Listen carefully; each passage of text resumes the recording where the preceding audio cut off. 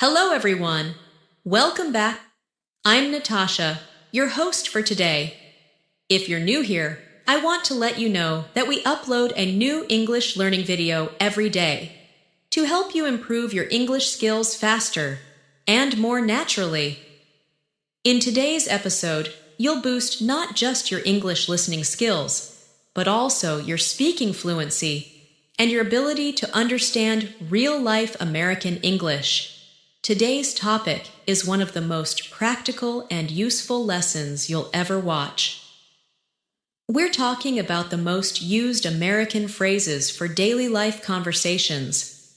These are the phrases that native speakers use constantly, whether they're chatting with friends, asking for help, making plans, or just moving through their daily routines. If you want to sound more natural, more fluent, and more confident in your conversations, then you're in the right place. By the end of this video, you'll be able to recognize and use these phrases comfortably in your own speech. And of course, I'll also give you practical examples and practice exercises to help you apply what you learn. So, make sure you subscribe to the channel and press the bell icon if you want to keep learning English with real-life examples every day. Grab a pen and paper because it's time to get started. Let's begin by thinking about how conversations flow in real life. Native English speakers often don't use long or complicated sentences in casual speech. Instead, they rely on short, commonly used phrases that carry a lot of meaning in just a few words.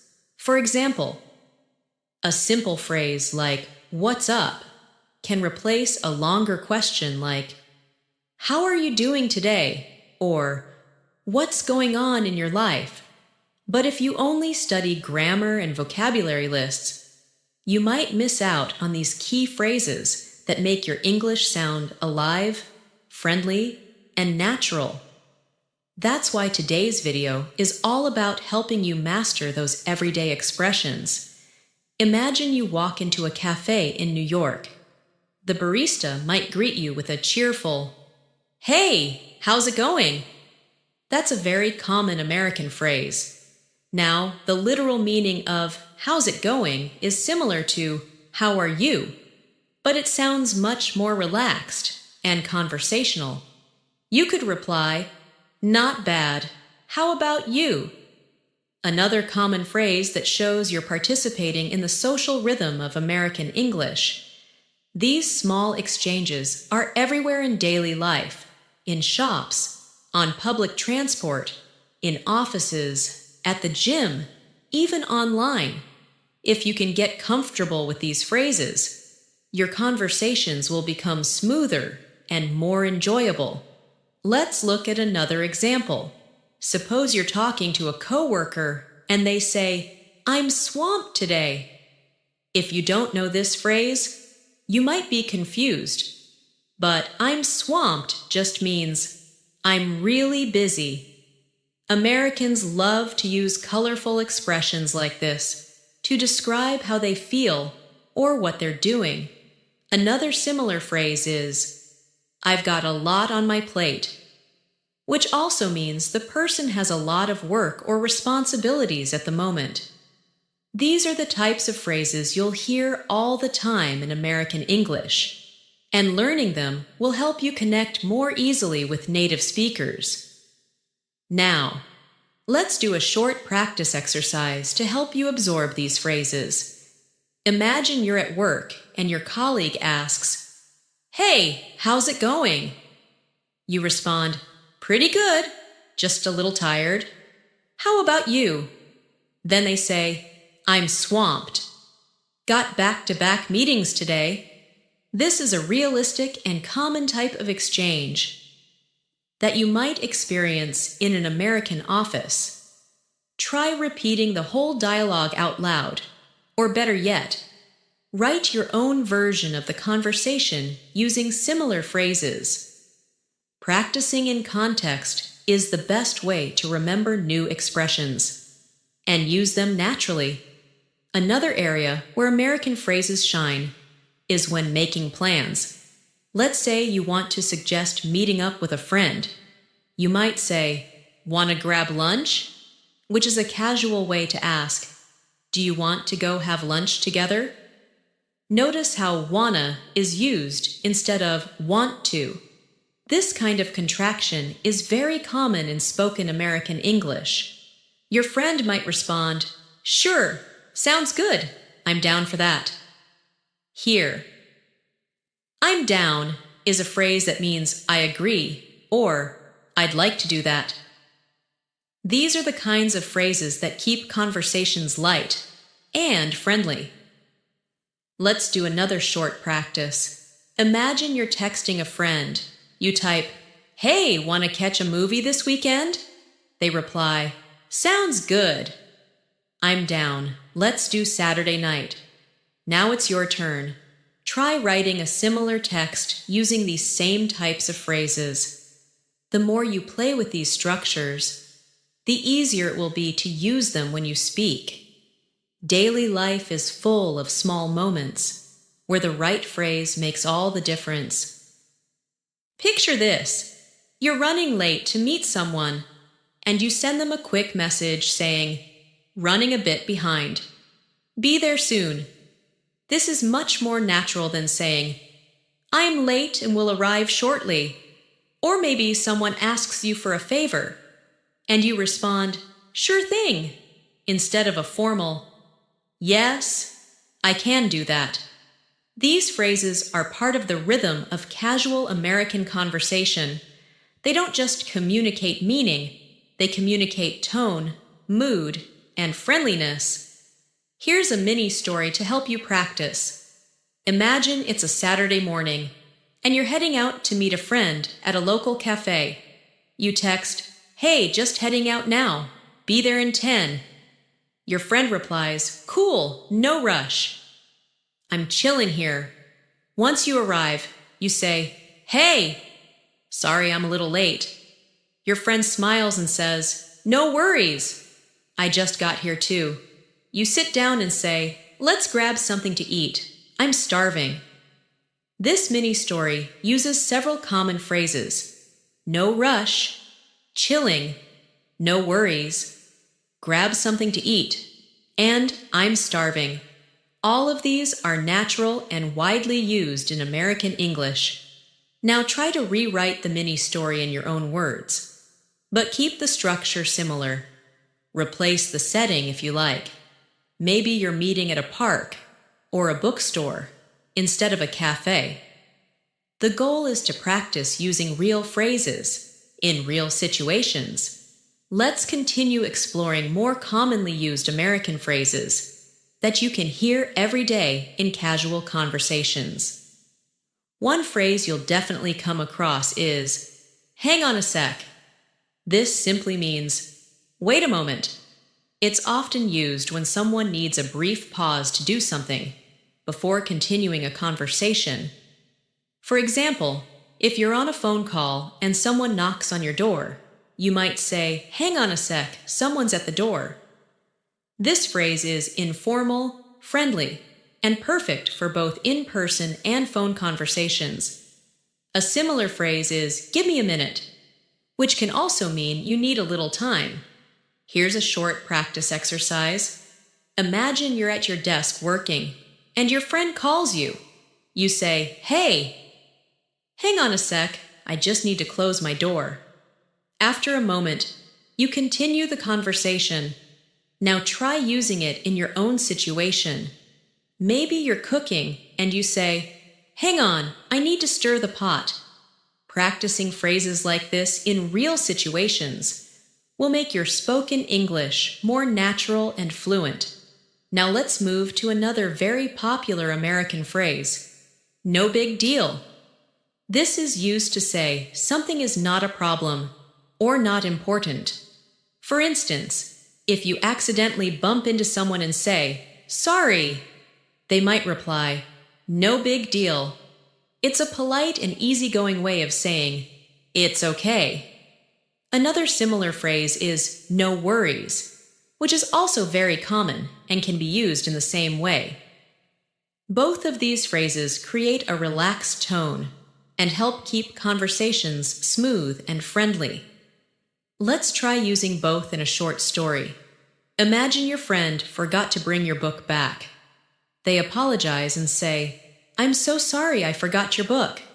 You smile and respond, "No big deal. Just bring it next time."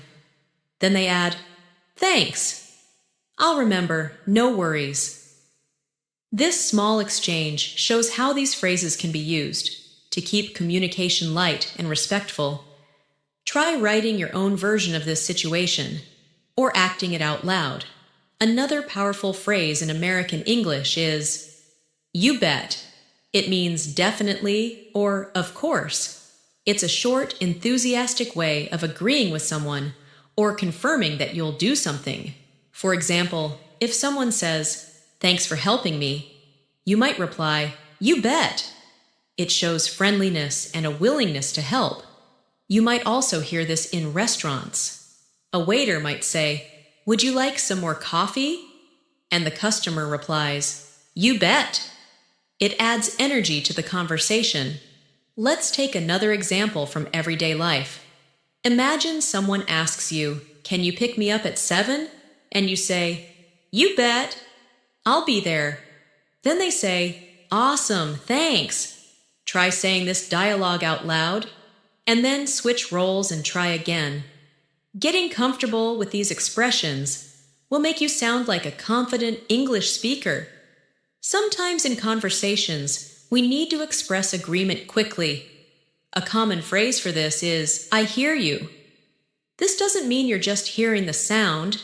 It means you understand what the person is saying, and you relate to it emotionally. For example, if someone says, "Work has been really stressful lately," you can respond, "Yeah, I hear you. It's been the same for me." It shows empathy and connection, which are very important in real conversations. Let's use this in a story. Picture yourself talking with a classmate. They say, "I've got 3 tests this week.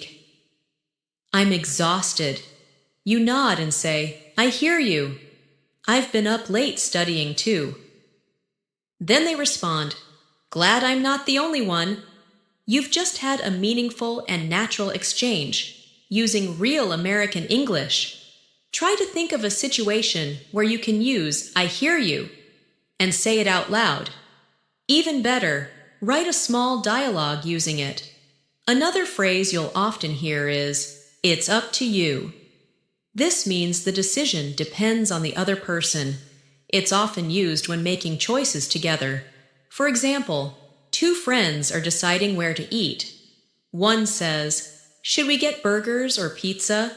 And the other says, "It's up to you." It means they're fine with either option and want the other person to decide. This phrase is short, polite, and helps move the conversation forward without any pressure. Try this practice. You and a friend are planning a movie night.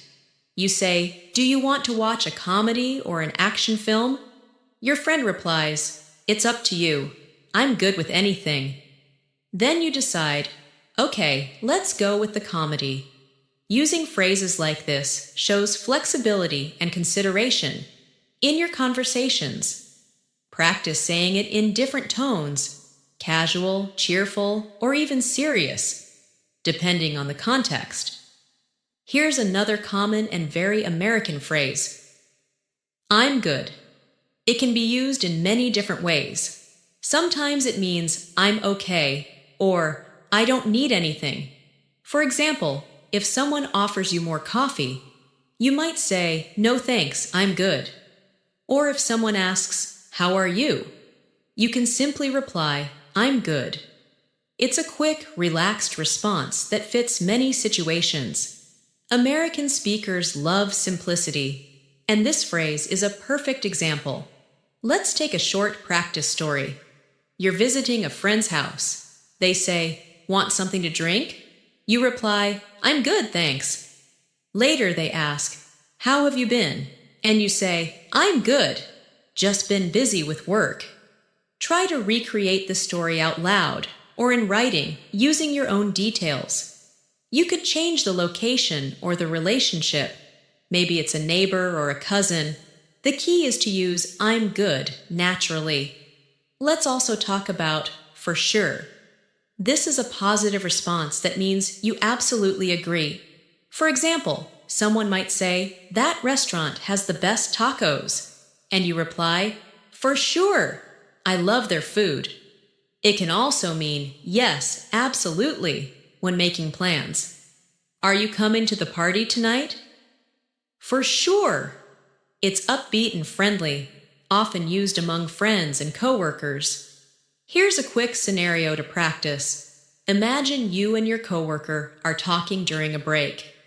They say, "This weather makes me want to go to the beach." You say, "For sure. I could use some sun." Later they ask, "Let's grab lunch after this meeting?" And you reply, "For sure. Let's do it." Repeating scenes like this with different topics helps you grow your vocabulary while practicing real-life phrases. Lastly, in this part, let's look at I'll pass. This phrase means you're politely refusing something. It's casual and often used when someone offers you food, an invitation, or a suggestion. For example, want to go out for drinks after work? And you respond, "Thanks, but I'll pass. I've got an early morning." It's direct, but not rude, and is widely understood. Practice time. Picture yourself at a party. Someone offers you another slice of cake, and you smile and say, "I'll pass, but thanks." Or you're in a group chat, and someone suggests a weekend road trip, but you're busy. You reply, "Sounds fun, but I'll pass this time." These small decisions and responses help you practice real-life English in a natural, confident way. Let's keep going with more of the most used American phrases that you'll hear in daily conversations. One very common phrase is, "That makes sense." People use this when they understand something or when an explanation is clear. For example, if someone says, "I didn't come to the party because I had a family emergency," you can respond, "Oh, that makes sense." It's a way to show that you understand the situation and that the explanation is reasonable. It helps the conversation flow and shows the speaker that you're listening and understanding them. Let's try it in a practice dialogue. Imagine you're in a study group. A friend says, "I couldn't do the homework because I was traveling all weekend." You reply, "That makes sense. We can go over it together now if you want." Now, create your own sentence using "that makes sense" based on something that happened in your day. Maybe a class was canceled or a meeting was rescheduled. Use it in that context. Practicing with real examples from your life helps you internalize the phrase. Another phrase that's used a lot is, "I'm in." It's used to show that you want to participate or agree with a plan. For instance, if your friend says, "Let's go hiking this weekend," and you reply, "I'm in," it means you agree and want to join. It's short, friendly, and shows enthusiasm. You might also hear, "Count me in," which means the same thing. These phrases are often used in group settings, whether it's about making plans or working on a team project. Let's put this into practice. Imagine your coworker says, "We're starting a book club at work." You respond, "Oh, that sounds cool. I'm in." Or your classmate says, "We're doing a group project together, right?" And you reply, "Yeah, count me in." Now, take a moment to write a sentence using either "I'm in" or "count me in." Use a real event from your life if possible, like an invitation or group activity. This kind of practice will make your spoken English more fluent and fun. Let's move to another phrase. "I'm just messing with you." This means you're joking or not being serious. Americans often say this after teasing someone in a light-hearted way. For example, if someone says something silly, you might respond, "You really think that?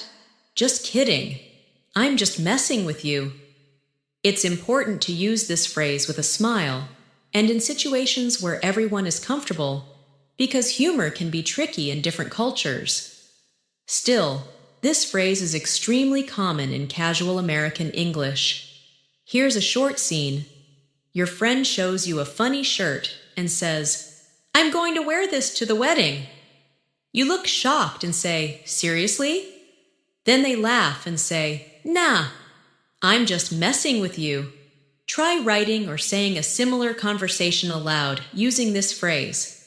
Think of a time you or someone else joked around and then used "just messing with you" to clarify. Practicing in light, humorous situations will make you more relaxed when speaking English. Next, let's talk about the phrase, "I'm not sure." This phrase is used to show uncertainty. It's polite and honest, and you'll hear it all the time in American speech. If someone asks you a question and you don't know the answer, saying, "I'm not sure," is a natural way to respond. For example, "Do you know when the meeting starts?" And you reply, "I'm not sure. I think it's at 3, but I'll check." Let's do a practice scenario. You're talking with a friend who asks, "Is the library open late tonight?" And you respond, "I'm not sure. Want me to look it up?" Then they say, "Yeah, that would be great." Try acting this out loud, or think of a time when you didn't know something and responded naturally with, "I'm not sure." You can even combine it with other polite phrases like, "Let me check," or "I'll find out." Now let's move to another extremely common phrase. It depends. This phrase is often used when there's no fixed answer to a question.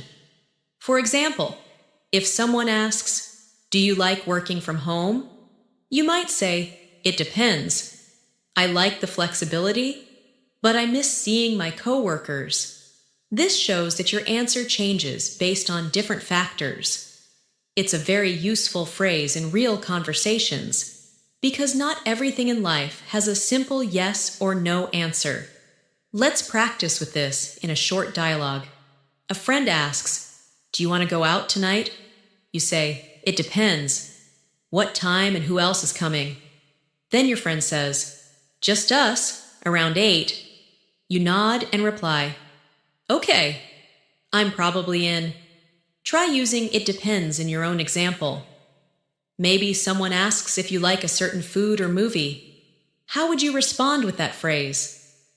Here's another helpful expression, "not really." It means no, but in a softer, more polite way. For example, if someone asks, "Do you like spicy food?" and you don't, you can say, "Not really."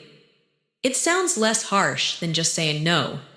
You can use this phrase to gently disagree or express a mild opinion. Try it in a small scene. You're chatting with a classmate.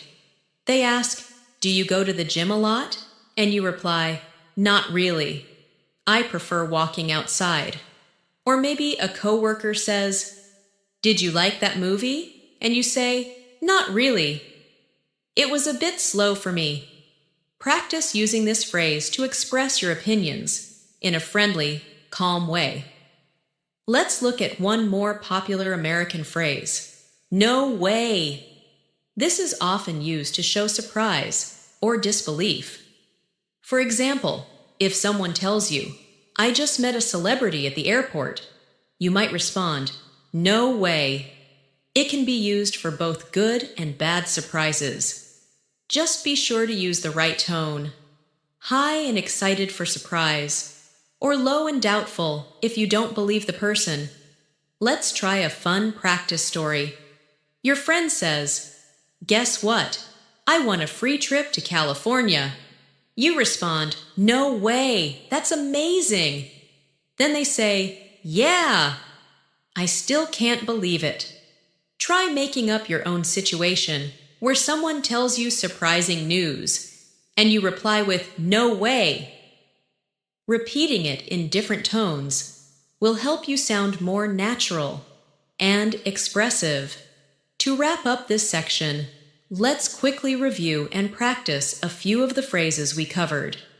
Imagine this scene. You and your coworkers are planning an office lunch.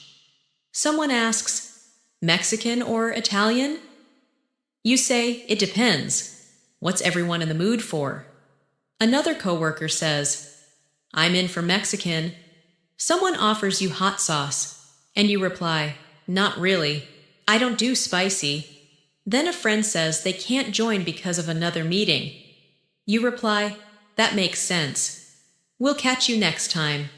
This short story included several key phrases we've practiced, all flowing together naturally. Try writing your own story using "That makes sense," "I'm in," "Not really," "It depends," and "No way." Pick a real or imagined situation from your life and try to include as many phrases as you can. This will help reinforce your understanding and build fluency. The more you use these expressions in practice, the more they'll become a natural part of your speech.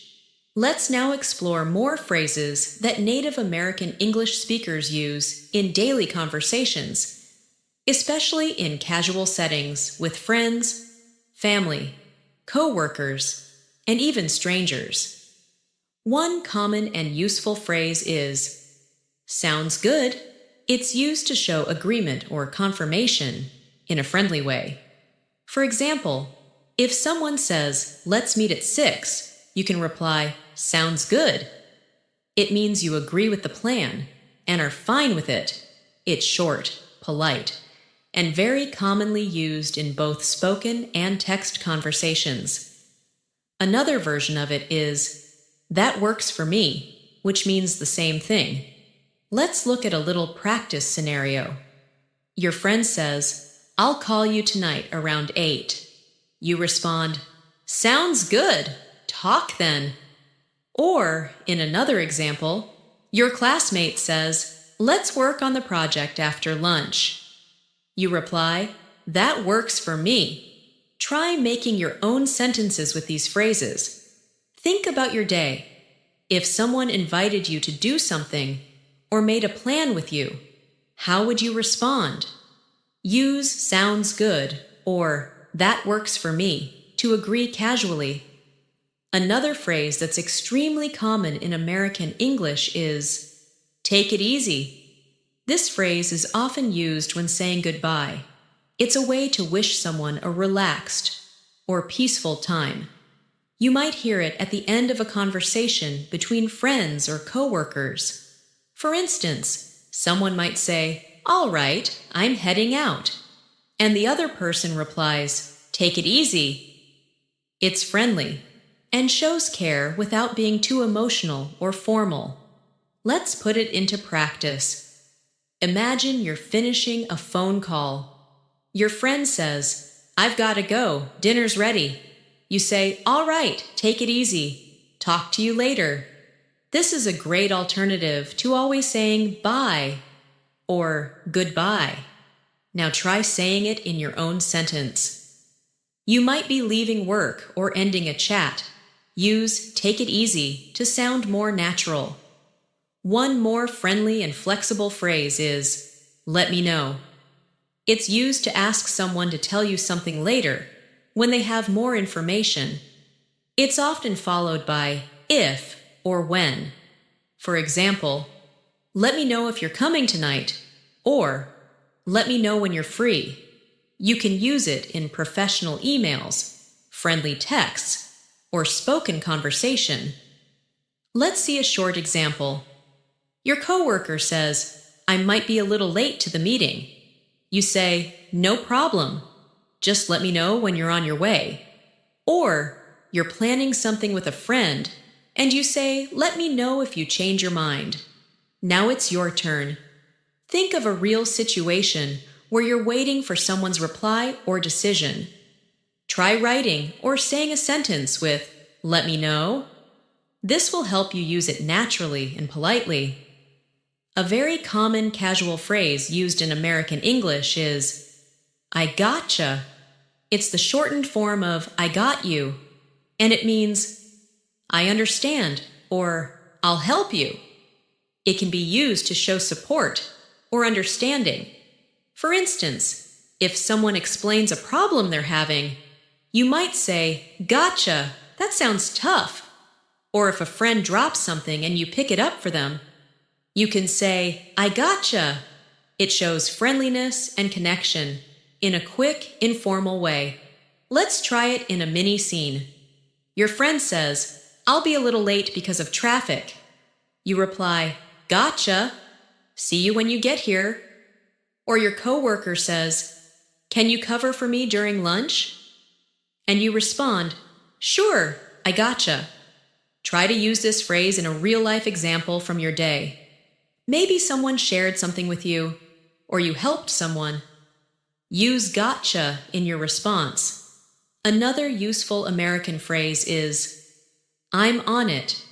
This means you are already handling something or about to start doing it. It's often used at work or during group tasks. For example, someone says, "Can someone send the email to the client?" And you respond, "I'm on it." It's a confident way of saying, "You're taking care of it. Practice time." You're in a group chat and someone says, "We need to reserve the restaurant." You quickly reply, "I'm on it." Or your teacher says, "Don't forget to submit the assignment." And you say, "I'm on it. Almost done." Now take a moment to think of something you recently took responsibility for. Maybe a chore, an assignment, or a favor. Use "I'm on it" in a sentence about that task. Let's now explore the phrase, "You know what I mean?" Or the shorter version, "You know what I mean?" This is often used to check if the listener understands or agrees. It's common in casual conversations and often follows an explanation or opinion. For example, "That movie was too long. You know what I mean?" It helps make the conversation more interactive and friendly. Here's a short conversation for practice. Your friend says, "I didn't like that new restaurant. It was too noisy. You know what I mean?" You reply, "Yeah, I totally get it." "Not my style either." Now try using the phrase in your own sentence. Think of something you feel strongly about, maybe a TV show, a place, or a situation, and explain it using "You know what I mean?"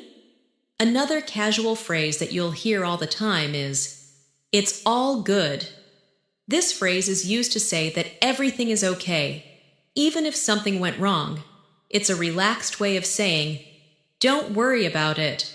For example, if someone apologizes for being late, you can say, "It's all good." It helps keep the mood light and friendly.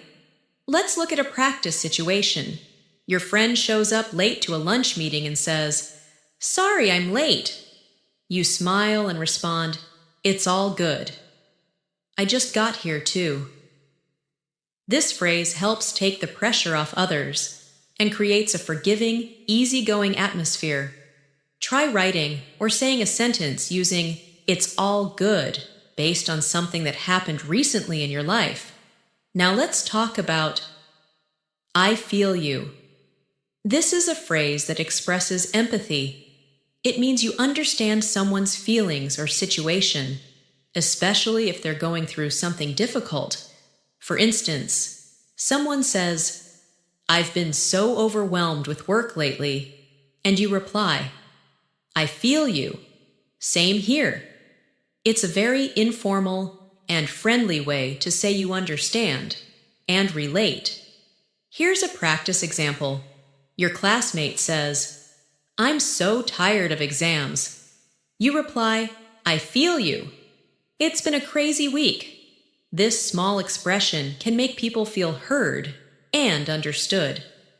Think of someone in your life who recently told you about a tough day. Try responding with, "I feel you," and continue the conversation from there. To end this section, let's tie several phrases together in a short story for review. You're planning a weekend trip with friends.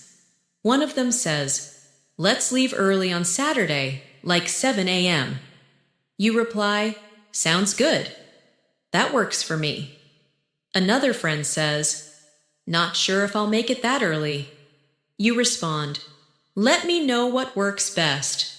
Someone apologizes for possibly being late, and you say, "It's all good. We'll wait." During the trip, your friend vents, "This traffic is killing me," and you reply, "I feel you." Then someone asks, "Can you take care of the tickets?" You say, "I'm on it." These simple, common phrases fill real conversations and make your English sound fluid and confident. Let's keep going with more American phrases that are used all the time in everyday life. One of the most popular and relaxed phrases is, "It is what it is." This phrase is often used to accept something that can't be changed. It means the situation may not be ideal, but you accept it anyway. For example, if someone says, "The flight got delayed again," you might respond with, "Well, it is what it is." It shows acceptance without too much emotion or complaint. It's a common way to stay calm when things don't go as planned. Let's do a short practice scene. Your coworker tells you, "The deadline just got moved up. We have less time now." You sigh and say, "Wow, it is what it is. Let's do our best." Or imagine your friend couldn't get tickets for a concert. They say, "I tried everything, but they're sold out." You say, "Oh man, well, it is what it is." Try to think of a recent situation where you couldn't control the outcome. Use this phrase to respond to it in a calm and accepting way. Another very American phrase is, "I'm down." This means I'm interested, or I agree to do it. It's casual and very commonly used when making plans. For example, if someone says, "Do you want to go to the beach this weekend?" You could reply, "Yeah, I'm down." It shows enthusiasm and willingness. People often use this instead of just saying yes in informal settings. Let's try a practice example. A friend says, "Let's have a game night Friday." You reply, "Totally, I'm down." Or someone suggests, "We should try that new burger place." And you say, "I'm down for that." Now create your own version of a plan or an invitation and answer with, "I'm down." Saying it aloud will help you remember it for real conversations. Next up is a phrase you've likely heard many times in American movies or TV shows. Long time no see. It's a friendly way to greet someone you haven't seen in a while. It's informal and warm, and it works in many situations.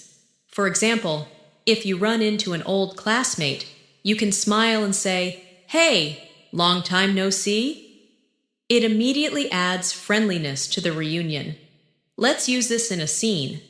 Imagine you meet a former coworker at the grocery store. You say, "Hey, long time no see. How have you been?" They reply, "I've been good. What about you?" Now try creating your own greeting using this phrase. Think about someone you haven't talked to in a while and write a sentence starting with "long time no see." Another very common American phrase is, "I'll get back to you." This is used when you don't have an answer right away, but will respond later. It's helpful in both casual and professional settings. For example, if someone asks, "Are you free Saturday night?" and you're not sure, you can say, "Let me check, and I'll get back to you." It shows that you're taking the question seriously and will respond soon. Let's use this in a practice situation. Your coworker asks, "Can you join the team meeting on Friday?" You reply, "I might have a conflict. Let me check, and I'll get back to you." This phrase helps you buy time without saying no or yes right away. Think of a time when you needed to delay your answer. Use this phrase to respond and say it aloud. Now let's talk about a phrase that sounds polite and is often used when asking for favors. Would you mind? It's a very soft and respectful way to make a request. For example, would you mind closing the window? Or, would you mind helping me carry this? It's more polite than saying, "Can you?" or "Do this." Americans often use it to show kindness and avoid sounding too direct. Here's a short example. You're at a cafe and you say to the barista, "Would you mind heating this up a little more?" Or in the office, "Would you mind sending me that file when you're free?" Try saying a few requests using "would you mind" to get comfortable with the polite tone. You can even practice by asking yourself in the mirror. Another useful phrase you'll hear everywhere is, "by the way." This is used to add something extra to a conversation, often changing the topic slightly. For instance, "By the way, did you hear about the new policy?" Or, "By the way, I saw your post on Instagram. Nice photo." It's a smooth way to transition or bring something new into a discussion. Let's do a quick dialogue. Your friend is talking about their weekend, and you say, "Sounds fun. By the way, are you still coming to dinner tomorrow?" Or someone says, "I watched that new movie," and you respond, "Oh, cool. By the way, I got free tickets if you want to go next week." Now think of something new you could bring into a conversation with a friend and practice using "by the way." Let's explore the phrase, "you never know." This is used to say that anything can happen, often in a hopeful or uncertain way. For example, if someone says, "I applied for that job, but I probably won't get it," you can reply, "Hey, you never know." It's a way of staying positive or realistic about the unknown. It's very common in American conversations, especially when giving encouragement. Here's a short practice scene. Your classmate says, "I doubt I'll win the scholarship." You say, "You never know. You've got a good shot." Or your friend says, "I think it's going to rain today." And you respond, "You never know." The weather changes all the time. Try using it in your own sentence, maybe about something you're waiting for or thinking about. Another phrase often used when giving advice or warnings is, "better safe than sorry." It means it's wiser to be careful than to take a risk and regret it later. For example, I brought an umbrella even though it looked sunny. Better safe than sorry. It's a common phrase used in both friendly and serious situations. Let's practice. Imagine your friend says, "Do you think I should lock the door even if we're just going out for a short time?" You reply, "Yeah, better safe than sorry." Or someone asks, "Should I back up my files before updating the software?" You answer, "Definitely. Better safe than sorry." Think of a situation where you did something cautious. Use this phrase in a sentence about it. Let's end this part with a story that uses several of today's phrases. Imagine you're at work, and a coworker you haven't seen in a while walks in. You say, "Hey, long time no see." They smile and say, "Yeah, it's been a minute." You chat for a bit, and they say, "We should grab coffee later." You say, "I'm down. Just let me check my calendar and I'll get back to you." While leaving, they mention something funny and you reply, "By the way, that reminds me of something similar." Later in the day, it starts raining unexpectedly. You say, "Good thing I brought my umbrella. Better safe than sorry." Your coworker says, "Wow, you were prepared." And you laugh and say, "Well, you never know." Now it's your turn. Use the phrases "long time no see," "I'm down," "I'll get back to you," "by the way," "you never know," and "better safe than sorry" in your own story or situation. Saying them out loud will help you gain confidence, and using them in writing will help you remember their meaning clearly. Let's wrap up this lesson by covering a few more incredibly common American phrases and giving you plenty of opportunities to practice them. One phrase you'll hear in almost every kind of situation is "fingers crossed." This is used to express hope or wish for a good outcome. For example, if someone is waiting to hear back about a job interview, they might say, "I really hope I get the job. Fingers crossed." You might also say it to someone else to show your support, like "fingers crossed you pass your exam." It adds a warm and encouraging touch to conversations. Let's do a quick practice. Your friend says, "I submitted my application yesterday." You smile and say, "Awesome, fingers crossed for good news." Or you could say, "I'm taking my driving test tomorrow." And your sibling responds, "Fingers crossed, you'll do great." Try using this phrase about something you're hoping for. It can be something big or small. Just say it aloud or write it down and get comfortable with it. Another phrase you'll hear regularly is "can't complain." This is usually said in response to "how are you?" and it means things are fine, not perfect, but there's nothing to complain about. It's a modest and laid-back way to express that life is okay. For example, "Hey, how have you been?" And someone answers, "I'm good, can't complain." It's very American in tone and keeps the conversation light and positive. Practice this one in a short interaction. A coworker says, "How's your day going?" And you respond, "Pretty good, can't complain." Or a neighbor asks, "How's life treating you?" And you say, "Same old, can't complain." Try repeating this out loud a few times with different variations to make it feel natural in your speech. Next, let's look at "I'm beat." This is a casual way to say, "I'm really tired." It's a phrase used often at the end of a long day or after doing something exhausting. For example, "I was up all night working on that report. I'm beat." It's short, expressive, and very commonly heard in both work and home environments. Let's use it in a mini story. You finish your shift and meet a friend who asks, "Want to hang out tonight?" You shake your head and say, "Not tonight, I'm beat." Or after a workout, your gym buddy says, "How are you feeling?"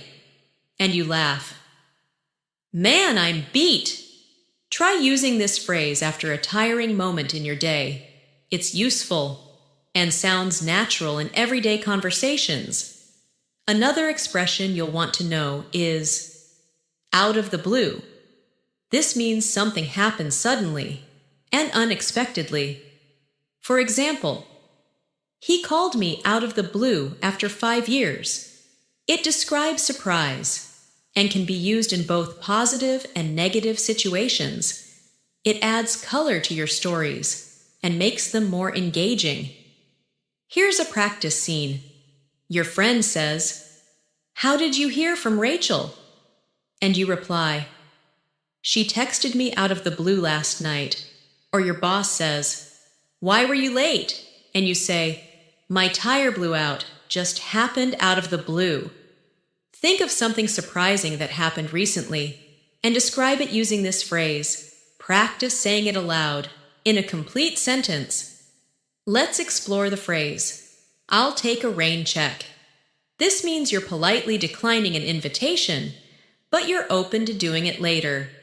For example, if someone says, "Do you want to go for dinner tonight?" and you're busy, You might say, "Thanks, but I'll take a rain check." It shows respect and interest without committing right now. It's a classic American phrase, used often among friends and colleagues. Practice with this example. Your friend says, "Let's go shopping after work." You respond, "Ah, I've got errands today. Can I take a rain check?" Or your cousin invites you to a party and you say, "Sounds fun, but I've got plans. Rain check?" Use it now in a sentence where you politely say no, but leave the door open for another time. Here's another one. Hit me up. This phrase means contact me or call or text me. It's a friendly and casual way to tell someone to get in touch. For instance, "If you're free this weekend, hit me up."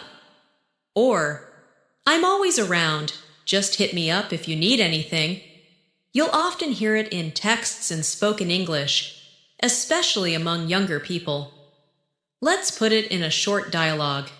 A friend says, "Let's hang out sometime." And you reply, "Sure, hit me up when you're free." Or someone says, "I need help with my resume." And you respond, "No problem, hit me up later and I'll take a look." Now try it in your own sentence. Say it out loud as if you're texting or calling someone soon. Let's talk about the phrase, "Let's call it a day." It means it's time to stop working or doing something for now. It's commonly used at work or after completing a task. For example, "We've done enough for today. Let's call it a day." It's a friendly way to end the day's efforts and move on to rest or something else. Practice it like this. You and your colleague have been working on a report for hours. You look at the clock and say, "All right, we've made great progress. Let's call it a day." Or you've been cleaning your house and say to your roommate, "Okay, this place looks great. Let's call it a day." Try using this phrase when wrapping up something you've been doing. Another everyday phrase is, "That's a good one." People say this when they hear a funny joke or a clever comment. It's often used with a smile or a laugh. For instance, "Why don't scientists trust atoms?" "Because they make up everything." You laugh and say, "Ha ha, that's a good one." It's great for light-hearted conversations.